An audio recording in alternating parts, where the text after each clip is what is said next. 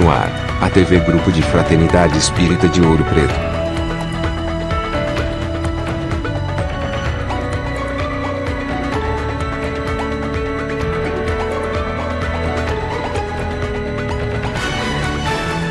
Fraternidade divulgando o Espiritismo.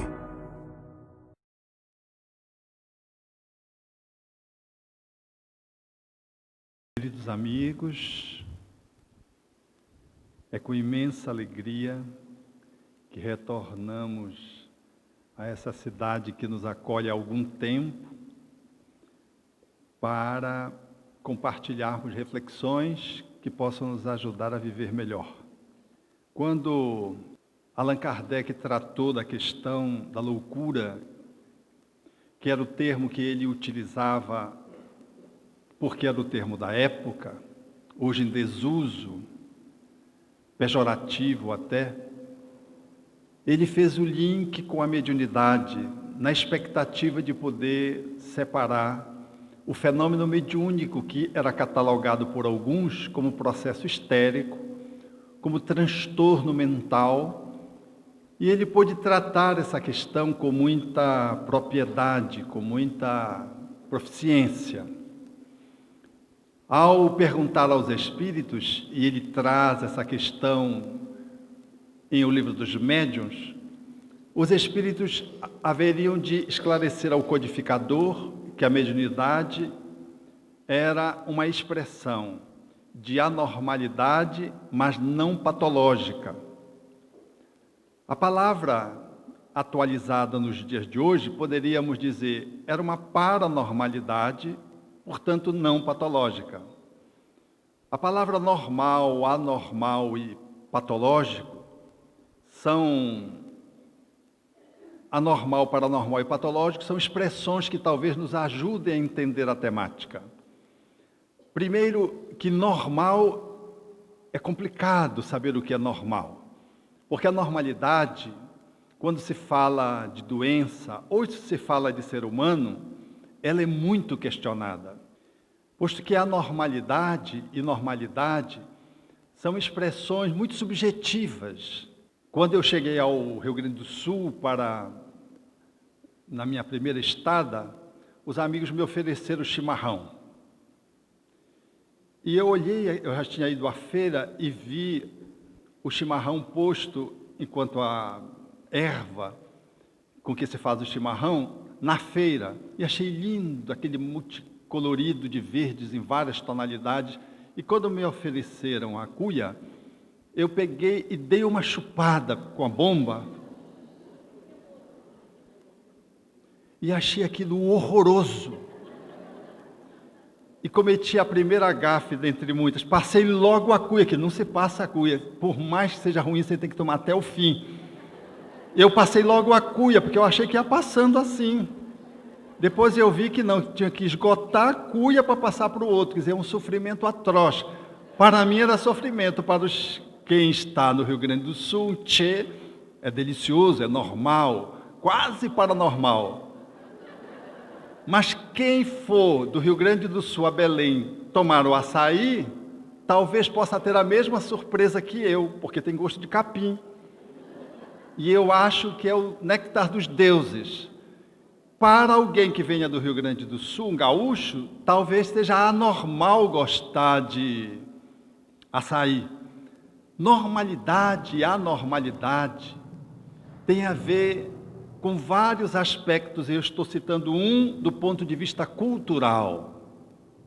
Quando se trata de anormalidade e normalidade e paranormalidade, nós vamos percebendo que tem várias nuances que dependem de múltiplos fatores. Se considerarmos a liberdade, por exemplo, o normal é ir e vir. Mas Paulo de Tarso, quando está preso, e o carcereiro que lhe tomava a liberdade nas mãos, se dirige a ele e diz: quisera eu ser um prisioneiro do Cristo. O carcereiro é que estava preso. Paulo de Tarso estava livre, mas estava amanietado.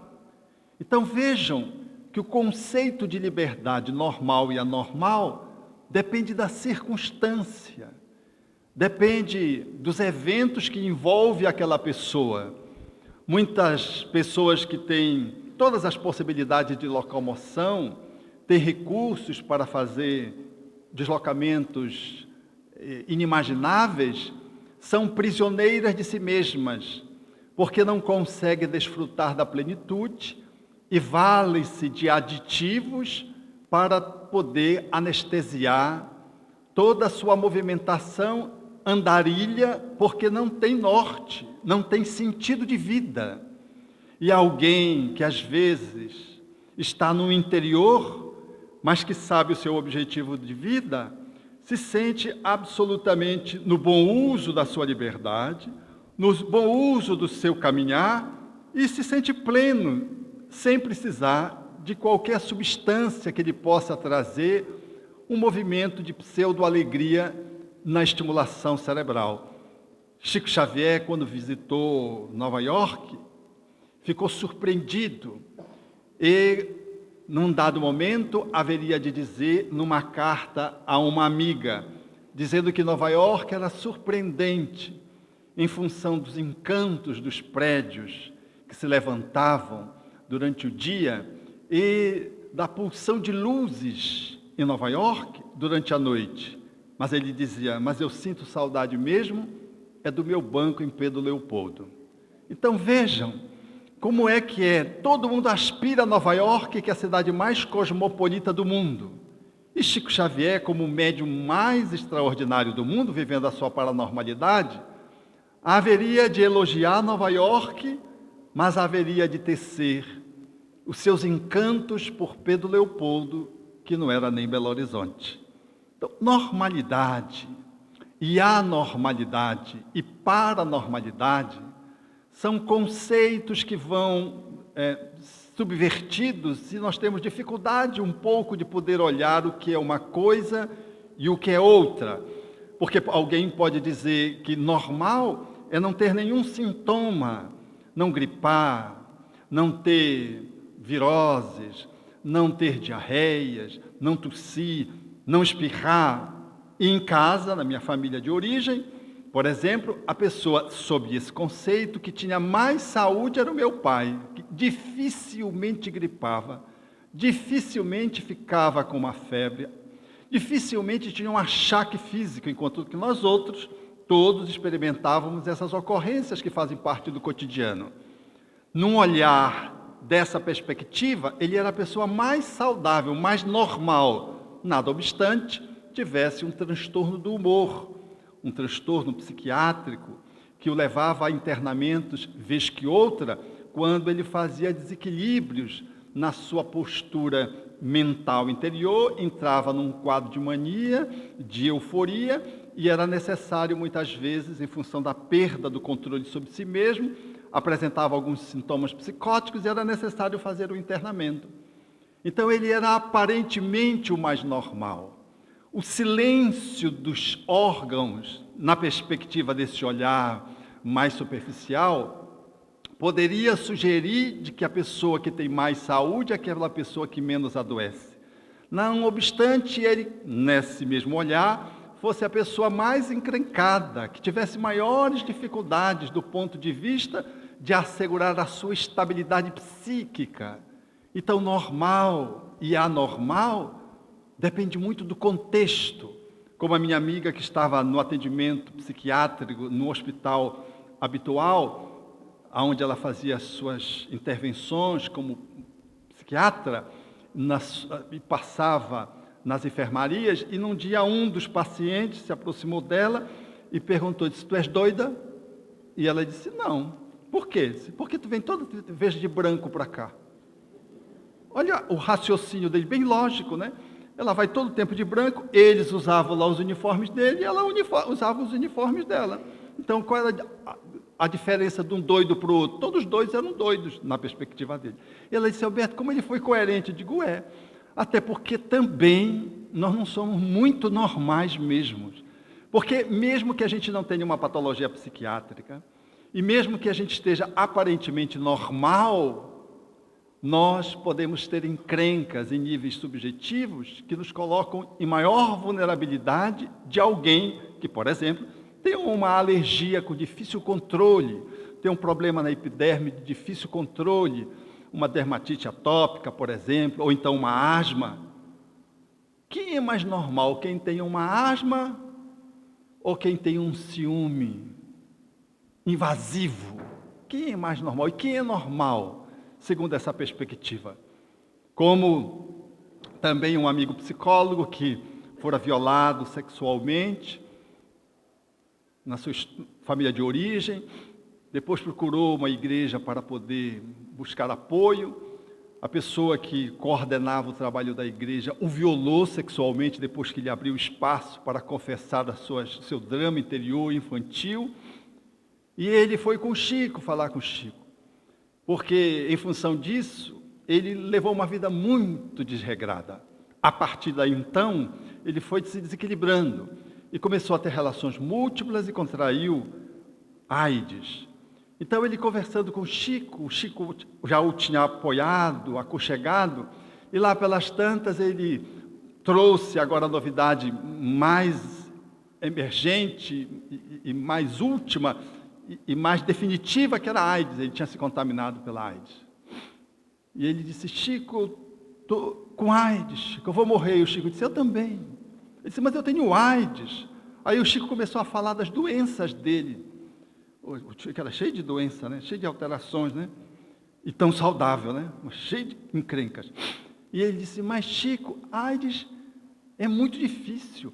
AIDS mata mesmo. Ele disse: pois é, nós todos vamos morrer. E aí ele olhou para o jovem, que era psicólogo, e disse: tem tanto... Quando ele, tentando procurar penetrar-lhe a alma, o jovem disse para ele: mas a AIDS é incurável, Chico. As doenças outras são curáveis, a AIDS é incurável. Naquela época que a AIDS estava em alta e com as dificuldades de controle, e o Chico disse: mas tem tantas doenças incuráveis. Eu conheço tantas pessoas ciumentas incuráveis, pessoas agressivas incuráveis, pessoas gananciosas incuráveis. Esse psicólogo me disse: eu estava pensando em me matar naquele dia.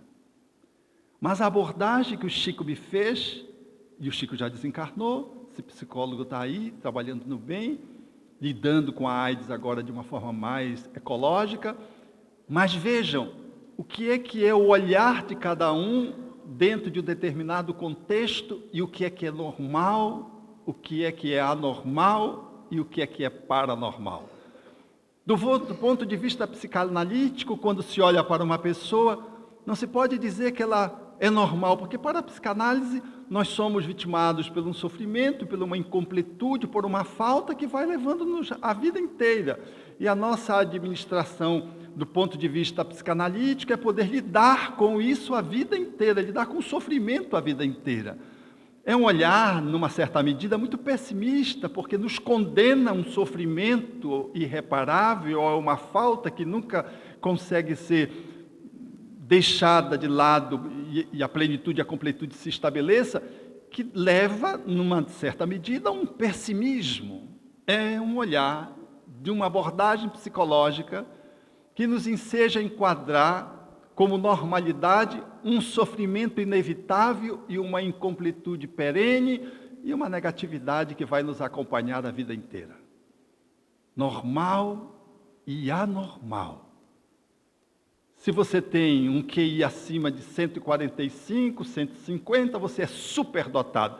Se você tem abaixo de 85, você é débil do ponto de vista mental, intelectivo, numa linguagem psiquiátrica. Então, abaixo de 85, num processo de coeficiente de inteligência estatístico, você enquadra o que é supernormal, o que é normal e o que é subnormal ou anormal, caracterizando a debilidade mental leve. Mas, quando você lida e vai lidando com algumas pessoas que estão com um coeficiente acima ou abaixo, você não sabe muito bem se ele é superdotado ou ele é louco. E aquele que é sub, às vezes ele é tão surpreendente, porque ele tem uma habilidade, uma genialidade, que nos deixa confusos de dizer se ele tem um transtorno mental, se ele é normal ou se você é normal. Eu estava acompanhando agora a questão de um mês, um jovem cuja mãe trouxe porque ele estava fazendo uma segunda universidade que ele abandonara, porque os alunos chamaram a coordenação, preocupados com ele, porque ele estava muito isolado, e a mãe me trouxe. E nós começamos a fazer a abordagem, consultá-lo, e uma mãe muito ativa, muito loquaz, muito comunicativa, muito alegre, mas preocupada com o filho. E o filho, nas perguntas que se lhe fazia e na abordagem que ela falava, tudo que ele falava era muito coerente, muito lúcido.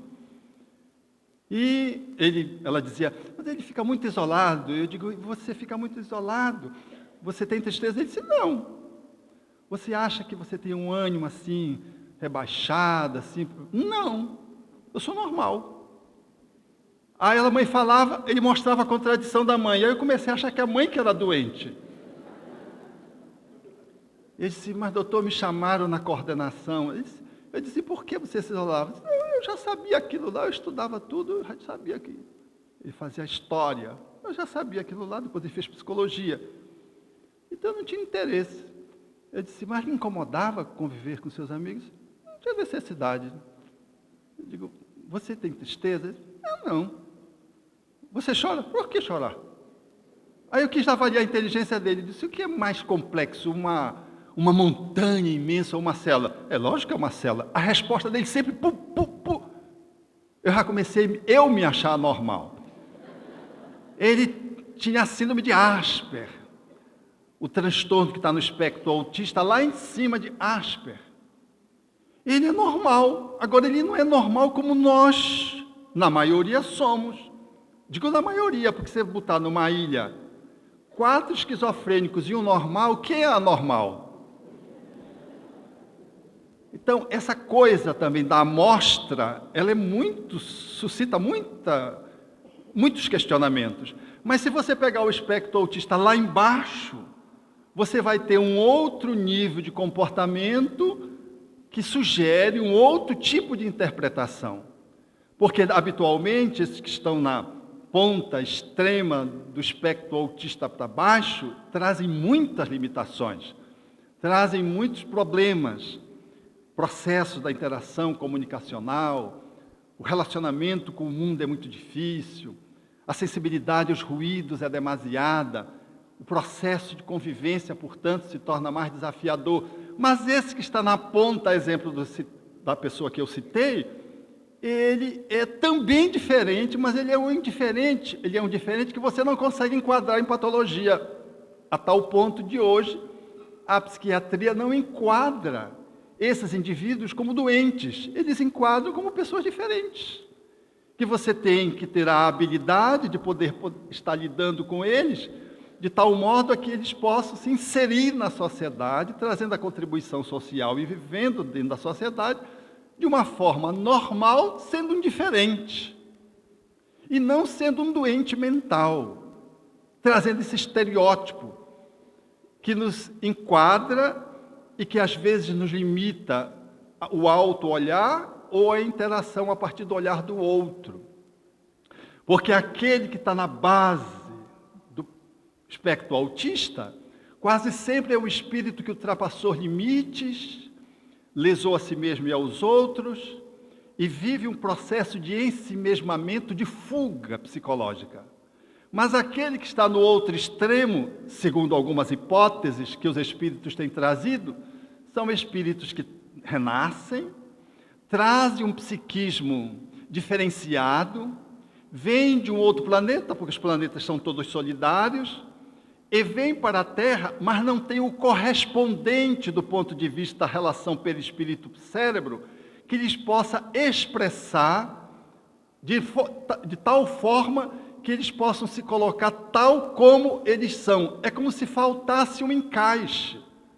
Então, as emoções têm dificuldade de ser comunicadas. Há um processo que parece que está faltando ou sobrando alguma coisa neles. Ao tempo que eles têm uma genialidade em alguns pontos, noutras parece que eles trazem uma subtração.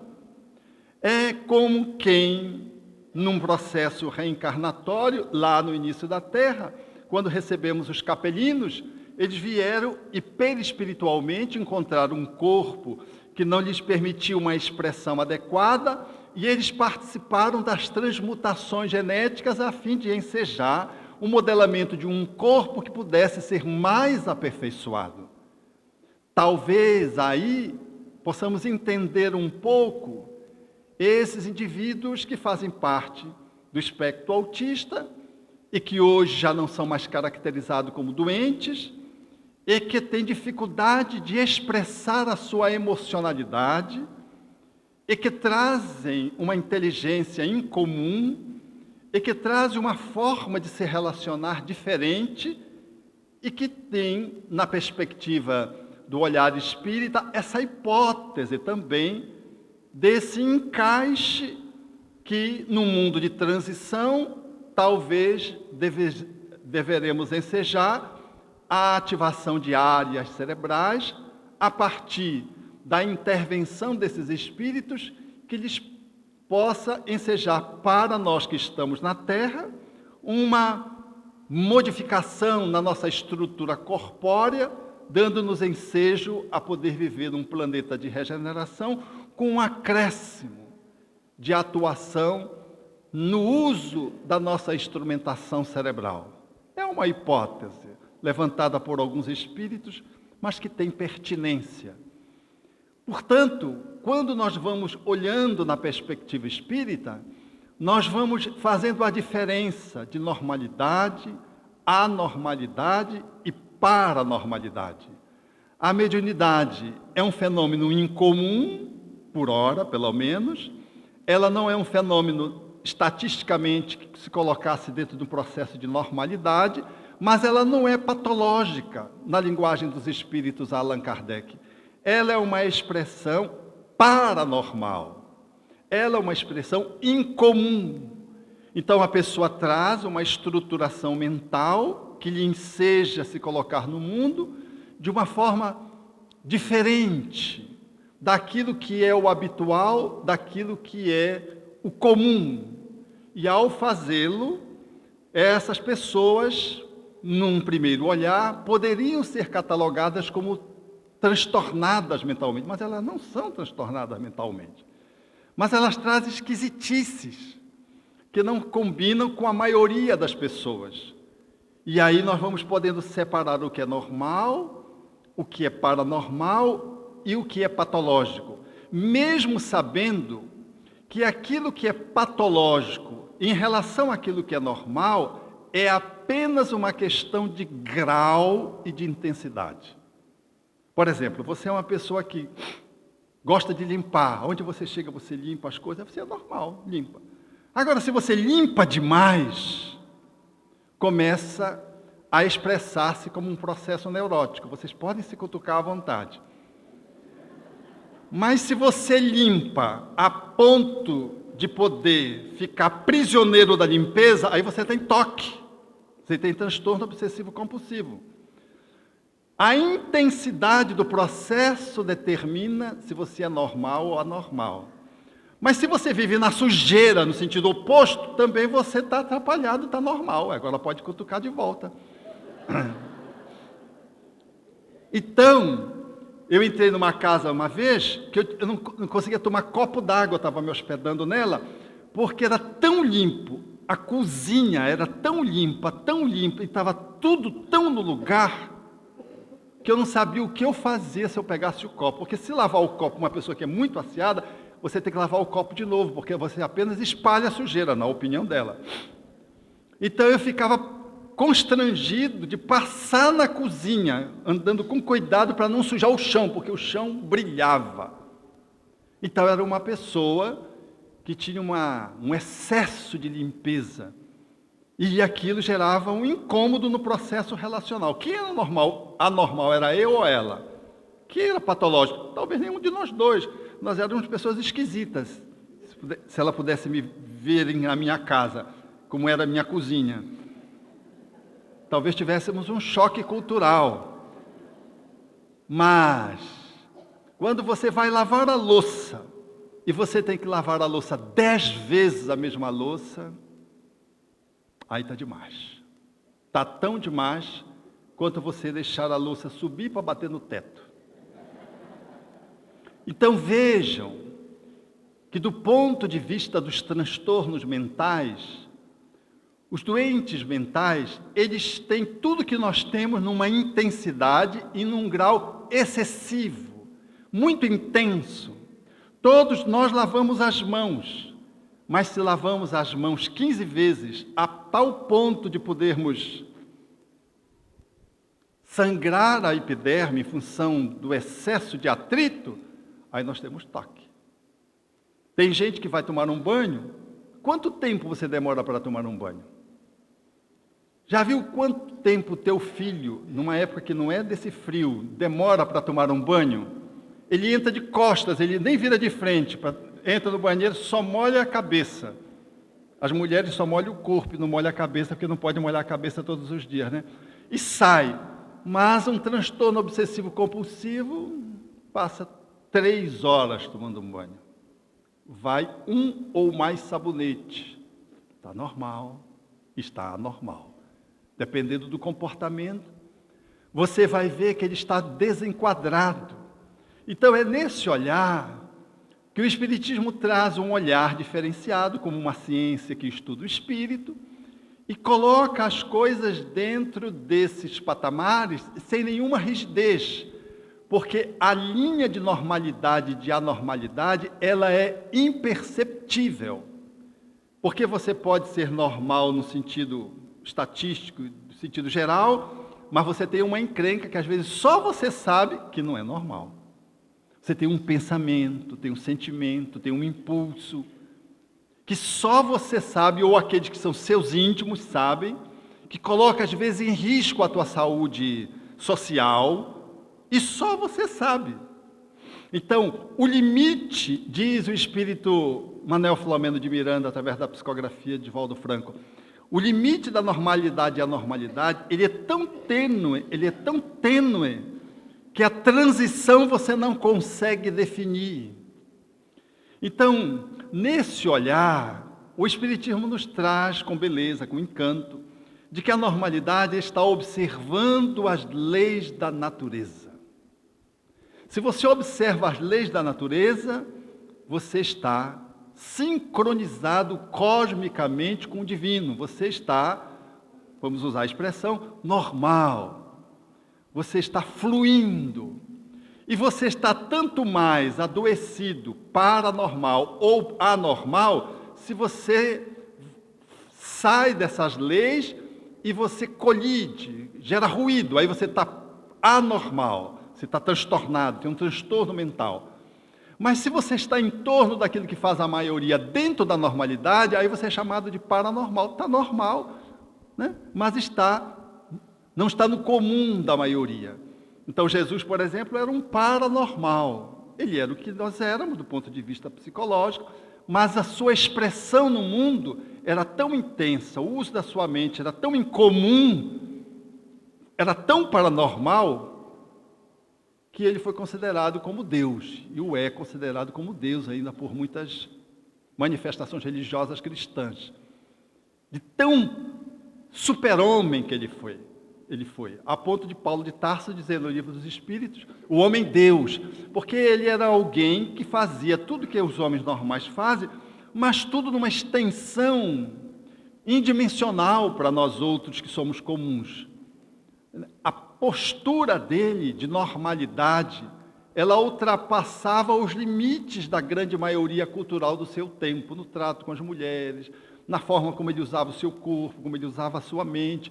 Todas as expressões de Jesus, elas são magnas, imensas, são intensas, mas ele não era um doente, era o homem mais alinhado com as leis naturais.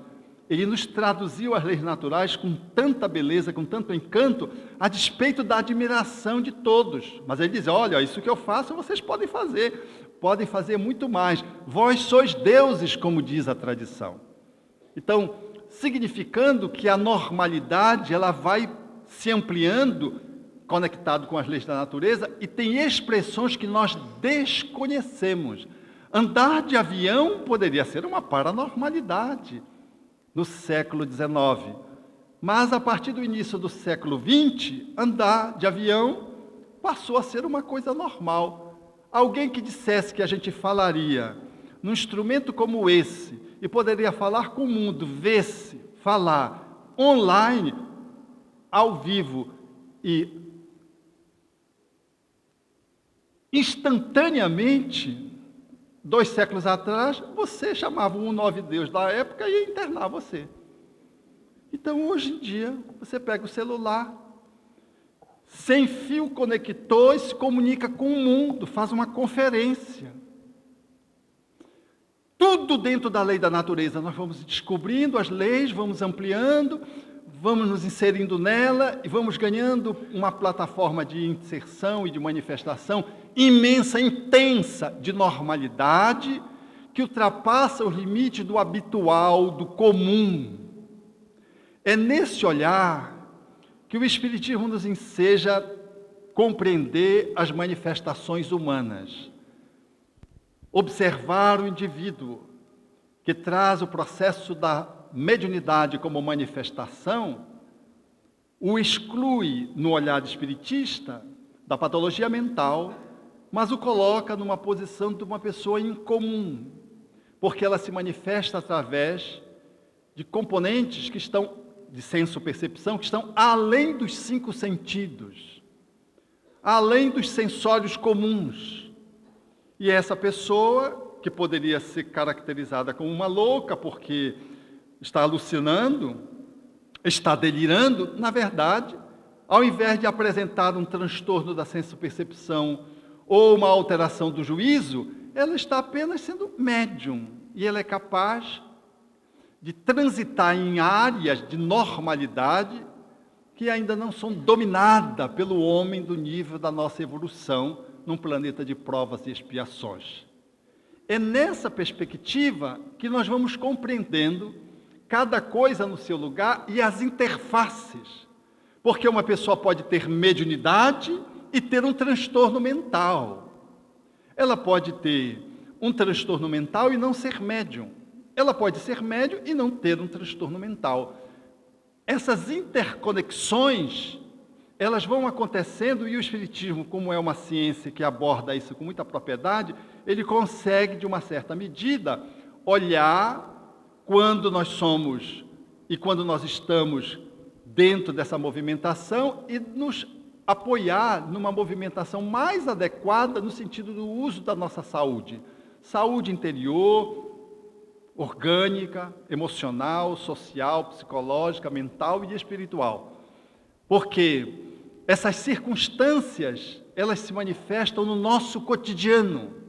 Há pessoas que às vezes eu atendo e eu não sei dizer se é mediunidade, se é obsessão, se é transtorno mental ou se é tudo junto. Eu vou dar um exemplo que os exemplos caracterizam melhor e nos ajudam a entender os conceitos e a mergulhar nos conteúdos. Uma vez eu atendi uma pessoa que veio depressiva e disse-me: eu venho depressiva porque a minha mãe faleceu, fazem 6 meses, eu não consigo me liberar disso. E eu atribuo a isso. Esse é o meu problema. E o meu outro problema é que eu quero me relacionar afetivamente, não consigo me relacionar afetivamente com ninguém. Não dá certo. E é uma mulher bonita, uma mulher bem posta, independente economicamente, o que às vezes pode ser um problema. E nós começamos a atendê-la. Lá pelas tantas, ela começou a apresentar uma dor que ficava aqui mais ou menos entre o tórax e o abdômen. E essa dor começou a surgir, e ela disse-me então que essa dor ela tinha desde pequenininha, e que a mãe levou a todos os especialistas e ninguém descobriu a causa daquela dor e ninguém curou aquela dor. Aquela dor desaparecia e voltava, conforme a vontade da dor. E que fazia tempo que ela não tinha tido aquela dor. E agora, se tratando psicoterapeuticamente comigo, aquela dor tinha voltado. E que a dor tinha uma manifestação agora curiosa. Quando a minha secretária telefonava para ela para marcar a consulta, a dor surgia. E a irmã dela, que é espírita, disse assim: olha, vai que é encosto. Usando uma linguagem para que ela pudesse entender. Ela disse no shopping, conversando com a irmã: eu não vou. O telefonema vem a dor. E eu disse então: A irmã disse então, pergunta para ele vai te explicar. Aí ela veio me perguntar, e eu disse, olha, eu não sou médium, eu sou médico, eu não consigo explicar isso aí, a não ser mergulhando. E nós fizemos o uso de uma técnica para mergulhar na dor, que era uma dor fantasma. E ao mergulhar na dor, nós entramos na história de vida dela, que era uma história muito curiosa. Ela fora dada em casamento a uma pessoa, depois de estar sendo namorada e namorando com uma outra pessoa, numa época que as famílias casavam umas às outras. E ela foi dada em casamento. E ela nunca esqueceu o seu grande amor. E o seu esposo, vendo isso, matou o grande amor dela. E ficou dizendo para ela, cadê o fulano de tal? Não aparece mais, não sei o quê. Mas ela não conseguia abrir mão da tristeza, ficou triste e deprimiu. E não conseguia esquecer naquele estado de melancolia. E ele foi ficando aborrecido e lá num dia, depois de ter assassinado o grande amor dela, que desapareceu do mapa, e que ele usou para tentar fazê-la esquecer, e ela não esquecia, sem que ela soubesse que ele tinha sido assassinado, o que é que ele fez um dia, aborrecido com ela? Ele pegou, puxou a faca e meteu no bucho, exatamente no lugar onde ela sentia a dor fantasma. Ela tombou, saiu do corpo, e ele, sem saber, entregou ela de novo para o grande amor dela. Aquela facada era a dor que ela sentia desde a infância, a dor fantasma, curada com uma sessão de psicoterapia, porque eu fila experimentar aquela dor intensamente, várias vezes, para poder eliminar, fazer a catarse e ressignificar aquele processo. Acabando aquela sessão da dor, ela sentiu uma aproximação espiritual. E quando dessa aproximação espiritual, no final da sessão, ela disse, eu estou sentindo aqui o negócio do encosto, que a minha irmã falou. Aí comunicou o espírito. O espírito que se comunicou era o ex-esposo dela, que não queria que ela fosse comigo. E não queria que ela fosse comigo porque eu estava ajudando-a, e ele queria protegê-la, e não queria que ela se relacionasse com ninguém. Então, ele acionava a dor, que era fantasma, mas tinha um componente espiritual que ele mobilizava, ele como desencarnado, mobilizava pela presença dele, pela proximidade dele, pela relação que ele tinha com ela, do assassinato. E ele então me confessou, e ele disse, eu não deixo ela se aproximar de ninguém, eu fico com ela. Tinha um componente, portanto, na relação afetiva, que era um componente de natureza espiritual, que às vezes está presente no nosso processo relacional. Do mesmo jeito que o Emmanuel diz que às vezes a gente se relaciona emocionalmente, estimulado pelos futuros filhos, que nos induzem até a um relacionamento sexual precoce e a uma gestação precoce, antes do tempo, aonde, sob a hipnose desses espíritos, que deveriam vir mais tarde como filhos, eles antecipam um relacionamento, uma comunhão sexual, reencarnam antes do tempo e trazem essa demanda para um casal que às vezes recebe uma criança, quando deveria recebê-la um pouco depois. E Emmanuel faz essa abordagem vida e sexo com muita propriedade. Vejam as interferências positivas ou negativas, dependendo do naipe com que o contexto em que elas aparecem. E então eu conversei com ele, conversei demoradamente com esse espírito. Mas esse espírito trazia, vocês vejam como é complexo a vida humana. Porque quando eu estava trabalhando a tristeza dela, eu pude fazê-la mergulhar numa experiência regressiva e ela foi para o útero. E ela foi objeto de uma tentativa de abortamento. A mãe morava no Rio de Janeiro e estava grávida, e foi a um médico, e o médico fez um aborto, promoveu um aborto. Ela já tinha muitos filhos, e estava em dúvida sobre ter ou não ter um novo filho, e decidiu pelo aborto, apoiada pela uma tia que foi e fez o aborto. Quando ela voltou, depois do aborto, ela se arrependeu, e ficou muito triste, mas ela se surpreendeu que, pós-aborto, ela continuou com os sintomas da gravidez. Então, ela voltou ao médico, o médico disse, eu rasgo o meu diploma, porque eu meti a cureta. Eu sei o que eu fiz. E quando ele foi examiná-la, ela estava grávida. Ele não rasgou o diploma dele, ele deveria ter rasgado. Não é porque o aborto não deu certo, porque ele abortou um, deixou o outro. É porque a prática do aborto não condiz com um profissional da área médica. Eram gêmeos. Ela abortou quem? Essezinho que foi o ex dela.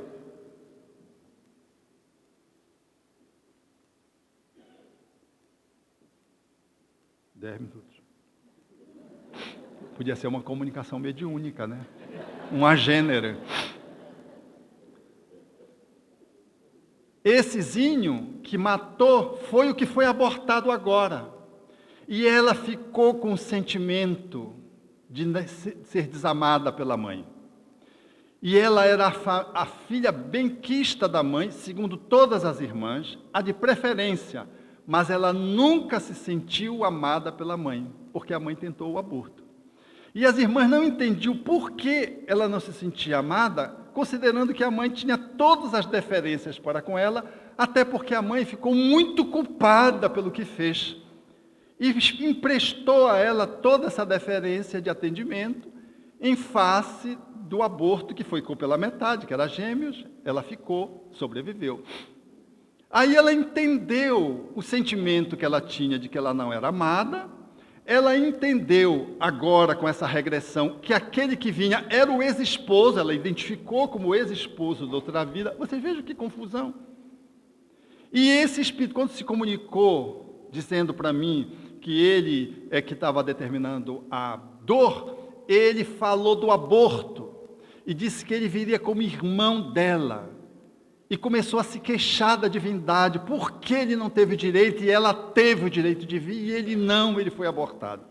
Mas ele presenciou a regressão em que ela fez, e ele pôde reativar na memória dele o assassinato que ele cometera no passado.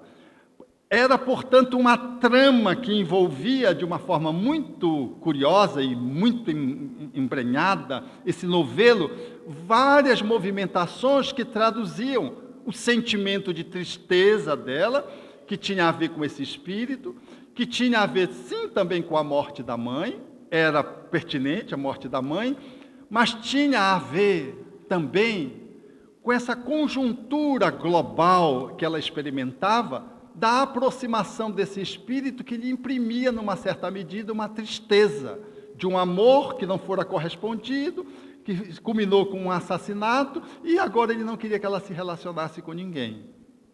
Então vejam, quantas coisas numa coisa só. Ela se sentou e disse assim, eu não estou ficando louca? Olha a pergunta dela, bem pertinente. Após a sessão, essa última da facada, eu não estou ficando louca? Eu digo, por quê? Porque eu não sou reencarnacionista, olha lá. E agora eu pego um encosto, porque naquele momento ela tinha acabado do encosto, de encostar nela e se comunicar. Eu pego um encosto, que a minha irmã acredita, que ela diz que existe mediunidade, eu não acredito nada disso, e isso tudo, o senhor acha isso normal?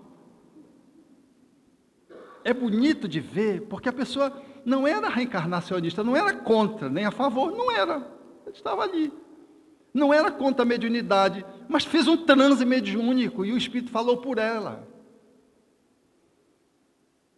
O fato é que essa moça ficou muito bem. E um dia ela foi para Fortaleza e encontrou um paulista lindo. Você já sabe o que deu, né? E eu fiquei imaginando que ela casou e foi para São Paulo e teve um filho. Você sabe qual foi o filho que veio? É o nosso romance espírita, né? Não aconteceu nada disso, isso é o que estou inventando agora. O meu instinto romancesco, eu já comecei a arrumar a reencarnação ali. O operador de resgates, planejamento espiritual, reencarnação, o amor venceu. Era assim. Essa é a complexidade da existência. Essa moça era médium, essa moça sofreu um processo de interferência espiritual, essa moça tinha uma culpa um sentimento de carência relacionado a uma mágoa que ela tinha da mãe que tentou abortá-la, Ela trazia uma dor fantasma de origem do passado relacionada ao processo reencarnatório dela, em que ela levou uma facada. Ela sobreviveu a um aborto que ela não sabia que ela tinha sido tentada abortada. E depois ela foi buscar essa informação a posteriori para confirmar se tinha acontecido isso com a tia, porque a mãe já tinha desencarnado. E tudo isso era verdade. Então vejam que a ciência espírita vai colocando as coisas nos seus devidos lugares. Os transtornados mentais foram aqueles que violaram as leis naturais e estabeleceram a ruptura com as leis naturais, gerando sofrimento e dor. E a patologia mental, das mais graves, nós estamos fazendo uma pesquisa em Belém com doentes esquizofrênicos refratários ao tratamento médico, medicamentoso, psiquiátrico. Estamos fazendo um trabalho científico nessa área de pesquisa. E eu, que pensei que já sabia alguma coisa, estou profundamente surpreso com tanta coisa que veio. E uma das coisas que veio, numa das comunicações, em que um homem, em diversas vidas, violou direitos, princípios, e lesou muitas crianças em diversas encarnações, ao ponto de, ao término da reunião, o grupo está assim, mufino, porque era muita crueldade numa pessoa só, em várias vidas, trazida numa reunião só.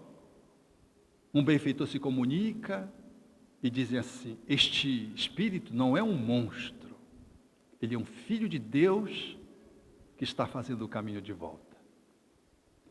Há várias camadas de sofrimento que ele vem começando a desfazer.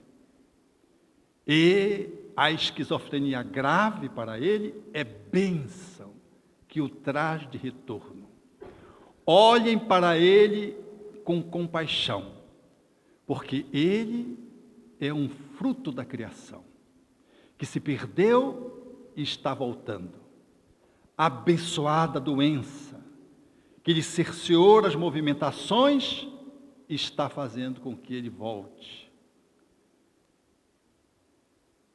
Aquilo que para a psiquiatria muitas vezes é o paciente resistente, é o transtornado mental que não vale nada, é um lixo, algumas pessoas dizem, porque é uma pessoa que só dá problema, é uma bênção aquele corpo. O transtorno é a camisa de força que se estabelece em nível cerebral, na manifestação de um transtorno mental, dando ensejo que aquele espírito possa fazer o caminho de volta.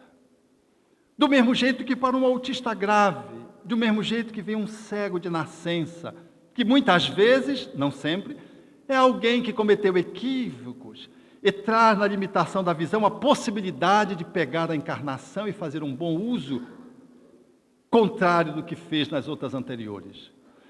Sem nenhum masoquismo, o olhar do Espiritismo para esses sofrimentos mais graves, que envolvem os transtornos mentais, é um olhar misericordioso, de compaixão, aonde a medicina entra como expressão de misericórdia para dar conforto, trazendo aquele espírito de volta para a saúde.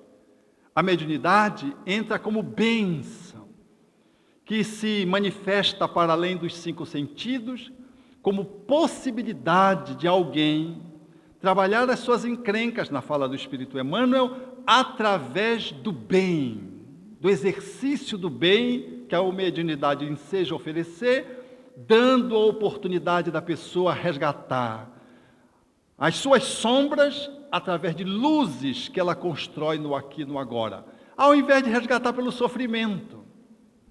A mediunidade vem, portanto, como um instrumento de cura também para a alma, para alguém que não tem patologia nenhuma, mas que, se não souber utilizá-la, às vezes haverá de amargar alguns sofrimentos, porque traz a mediunidade como instrumento de trabalho que, não usado, as consequências do que fez no passado, que deveriam ser eliminadas pela mediunidade que a pessoa abre mão, elas emergem inevitavelmente.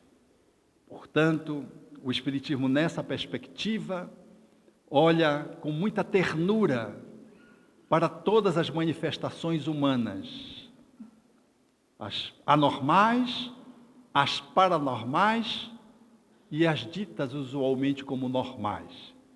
E nos enseja devolver-nos o equilíbrio, a esperança e a certeza de que não estamos na terra para sofrer, estamos para aprender, num processo de evolução à luz da reencarnação, que dá sentido para todas as dores humanas e que nos enseja a entender que a figura de Jesus é a plataforma em cima da qual nós podemos nos transformar em agentes de progresso, da evolução, fomentando o nosso processo iluminativo, nosso e dos outros, que é um processo sempre que se faz com esse link. E por isso, a doutrina espírita, ela se ancora no cristianismo primitivo, ou na figura de Jesus, para nos ensejar ter um olhar, uma cosmovisão, uma visão de vida, que nos enseja a poder olhar tudo isso com muita realidade, mas com muito otimismo, aderente aos conteúdos que são, mas sem perder o horizonte para onde nós caminhamos. Com o nariz bem posto na verticalidade, mas com os olhos bem postos na horizontalidade e a mente conectada no divino, para que possamos transformar as nossas vidas em vidas com a oportunidade reencarnatória que temos de serem dignas de serem vividas.